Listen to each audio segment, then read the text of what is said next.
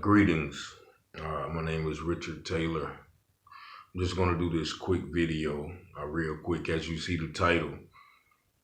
Uh, the fear of a black man in America caused by the fear of the black man in America. And that may sound like the same thing, but let me break it down to you real quick. Now, there's always been a quote unquote fear of the black man in America ever since the days of slavery, Jim Crow laws, whether it was the docile, agreeing Martin Luther King type, or whether it was the militant Malcolm type, whether it was the Black Panthers, whether, it was gangster rap, whether it was, whatever the black man attempted to do, or just his presence in America has always been a fear. They made a movie called The Birth of a Nation. Wow. In the turbulent times where, they depicted the black man just running around raping white women and things like that. And, that has caused, that caused a atmosphere where they were able to lynch black men, and, no one thought twice about it because we were so dangerous. So fast forward to today. This video is kind of brought about by the death of the young man that was jogging. He was jogging, once again, not doing nothing wrong.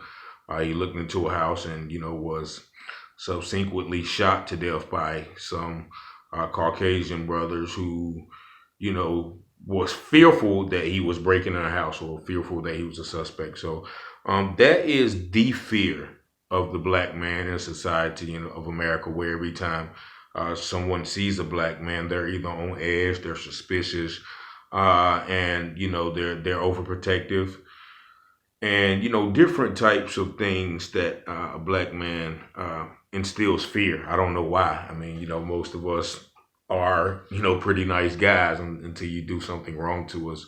So we have this fear. I've experienced this fear on many occasions. Where people will, just here's a quick example. I could be walking down the street.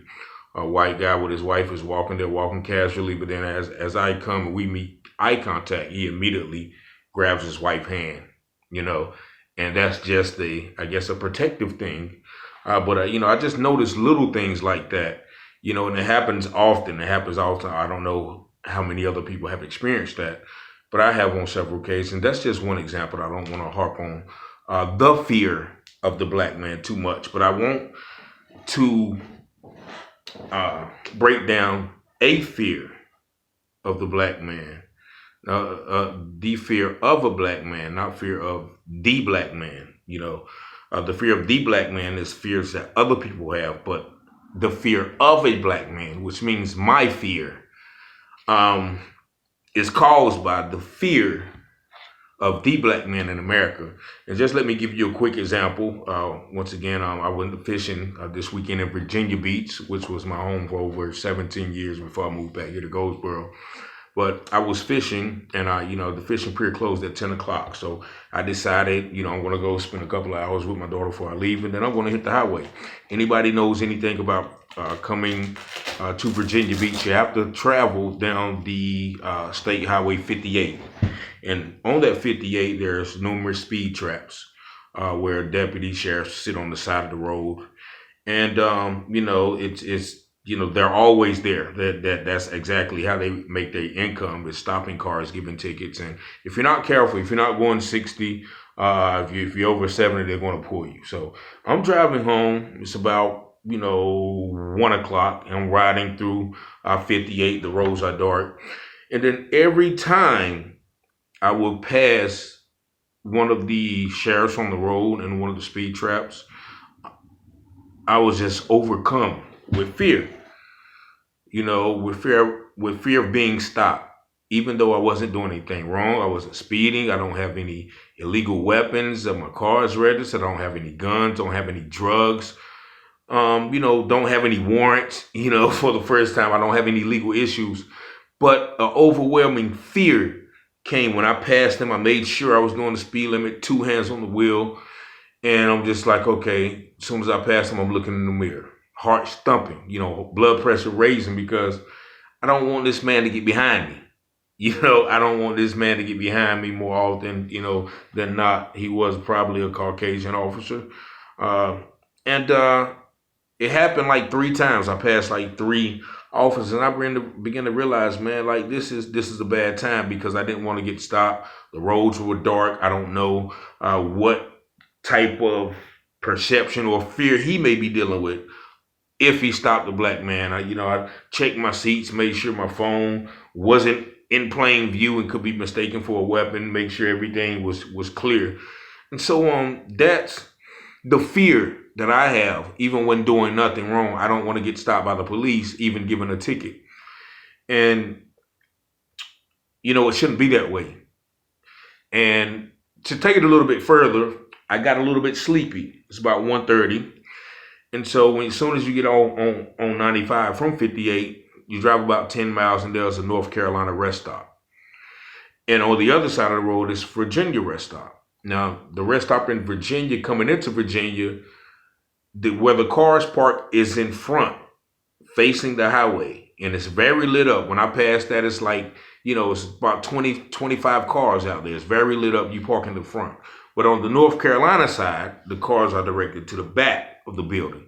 And it's not that much light. And so I decided to pull over and get a couple of minutes sleep. And I pulled up by a white truck because I wanted to be. It was only about 4 cars back there, so I pulled up by a white Jeep. I looked at it. I didn't even matter if nobody was in it, just as long as somebody was close to me.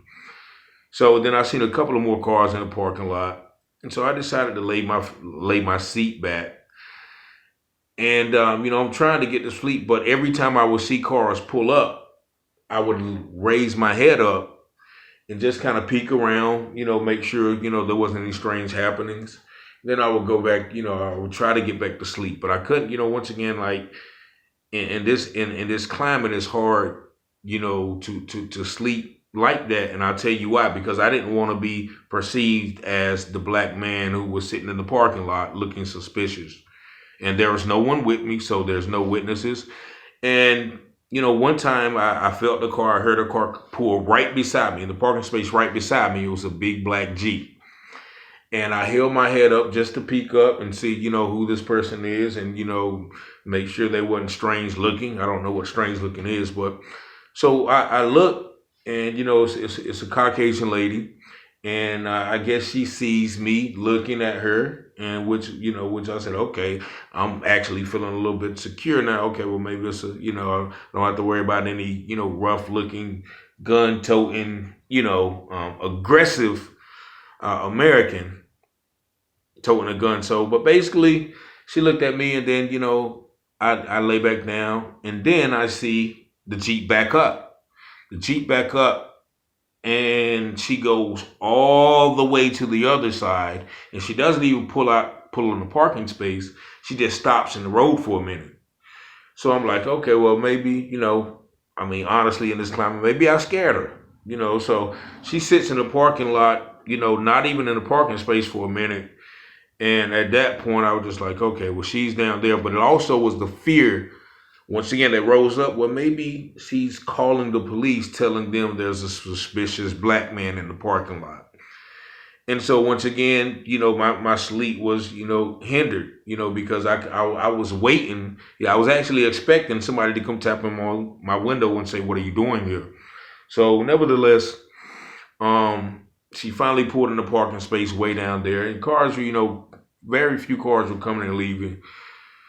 So then, I lay back down. Then I hear this little golf cart riding by, and I see that it is the groundskeeper or the security guard, whatever it is. I felt even more safe now because, okay, well, nothing's going to go down. They have somebody watching this area, even though it's dark back here. So then I lay back down, feeling a little bit more comfortable. But then I hear the golf cart again come right back up to me, and I realize I'm parked by a trash can. So the guy gets out of the thing, and I look up once again and see him, and I'm like, he walks around in front of my car, and I'm thinking, oh Lord, he's coming for me. But he was a short, bald head white man, and he went to the trash can, and I guess he checked the trash can, see its level or whatever he did. But then once again he walked out. He walked back to the golf cart, and he just gives me that look like, I'm watching you. He didn't say anything, but I see that look a million times. So once again, I was like, man, I don't even feel comfortable sitting at this rest stop because I don't want to be perceived as a criminal or as somebody who's waiting to rob, somebody who's waiting to rape, somebody who's waiting to steal. So when I noticed that, I was just like, man, I'm never going to get any sleep here. So I went, and this time I get out, I go to the restroom, and then I see a soda, some drink machine. So I get me a little Starbucks double energy shot coffee, and when I'm in there, I see the security guard. He's coming out of the bathroom building where the machines were. So I give him the heads nod, what up? When he still gives me that straight face look like I'm watching you. So after that, I cranked up my car and I just hit the highway. Luckily, I made it the last hour and a half, but it was just uncomfortable the whole time because I didn't want to, once again, just be perceived as someone who was up to no good just because of my skin color. And I thought we got past this, but because of what recently happened and what's been happening a lot, you don't see everything that happens, but I just felt like doing this because that same fear that other people feels of us, we have a fear that their fear will bring us harm, and it shouldn't be that way.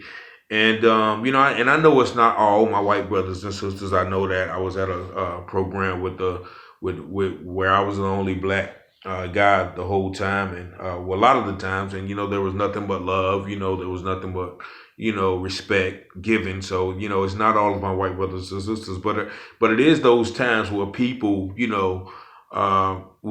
white people will come up, and they just feel like they can, tell you what to do. Like, oh, you don't supposed to be doing that, or you can't stand here, or what are you doing here? And you look at them like, who are you? Do you work here? No, but I'm just saying, well, what are you telling me what to do for?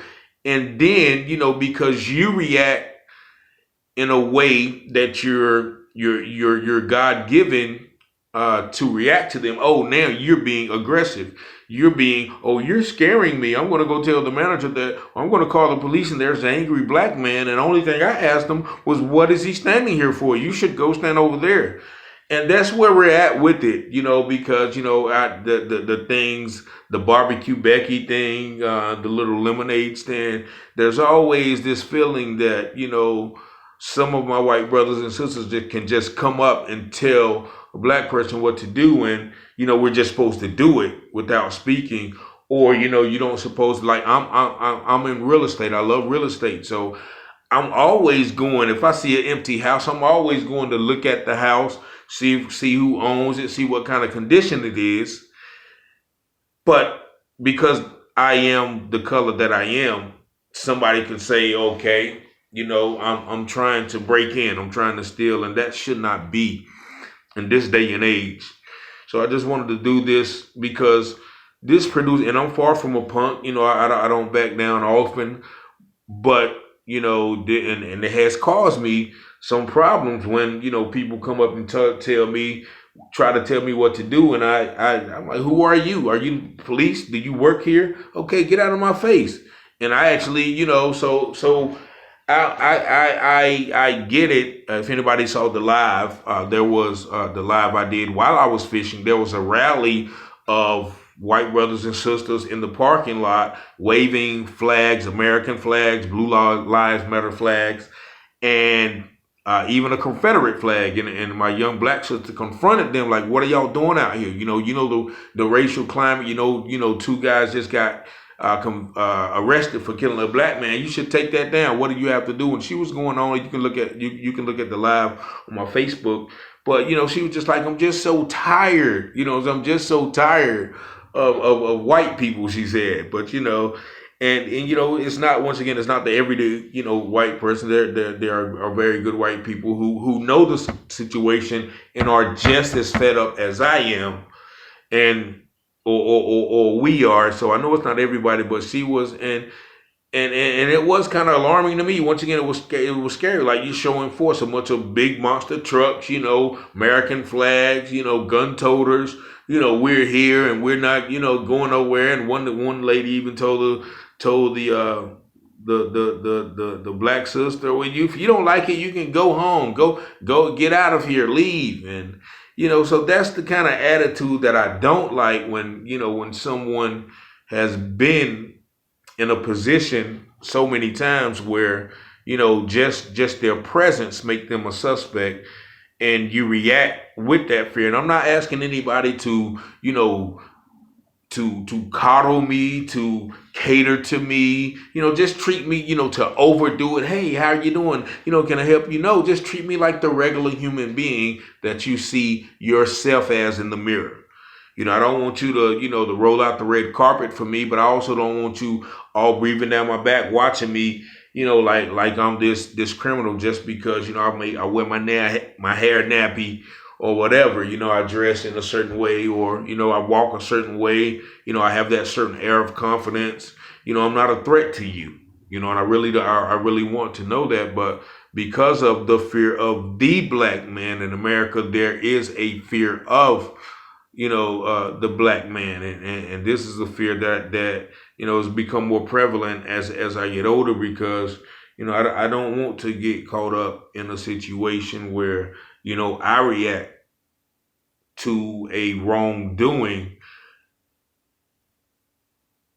because some other person wrongs me. Then I react because I'm wrong, but then I'm also the aggressive black guy, so they had to defend themselves. It's almost like the man in Florida who told the young black kids to turn their music down, and of course probably young black man probably said, "F you, who are you?" And then the guy pulled out his gun and shot him. And shot all three of them. Jordan, somebody, I think I can't. So many. It's been so many. But what I'm getting at is the fear that others have of us has caused a fear where I don't want to say the wrong thing. I don't want to do the wrong thing. Let me keep both my hands in sight when I go in the store. Let me make sure that I don't walk down an aisle and get followed. Let me make sure my voice is higher, so I don't be perceived as threatening. All of those things that I should not have to do to not be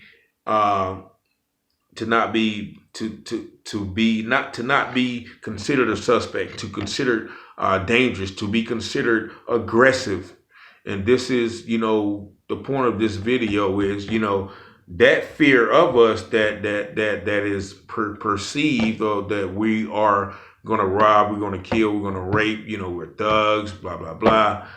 That causes a fear in us where we have to watch what we do. We have to watch what we say. We have to watch what we wear. We have to watch, where we go in this quote unquote free country. So, I'm not going to beat you over the head. I didn't even mean it to be this long where I can talk about this subject for hours because I've experienced it so much. But, we don't want to hurt you.